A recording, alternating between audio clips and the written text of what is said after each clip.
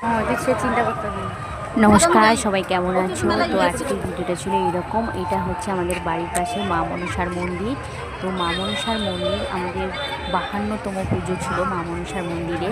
তো বন্ধুরা দেখো আমাদের মন্দিরটা কেমনভাবে সাজানো হয়েছে, সন্ধ্যের মুহূর্তটা দেখো, একদম মনোমুগ্ধকর মতো একটা ব্যাপার। এবং দর্শকরা দেখো আমাদের মন্দিরের সামনে ভিড় করে আছে, শুধুমাত্র মায়ের লুট করা বাতাসা সব পুরোবে বলে সবাই দাঁড়িয়ে রয়েছে, দর্শকরা দাঁড়িয়ে রয়েছে। এবং মা প্রতিমার মুখটা দেখো, খুব সুন্দরভাবে আমাদের পিতলের প্রতিমা মশাই পুজো দিচ্ছেন। তো সেখানে অনেকেই ভোগ দিয়ে আসছে, বাতাসা দিয়ে করছে।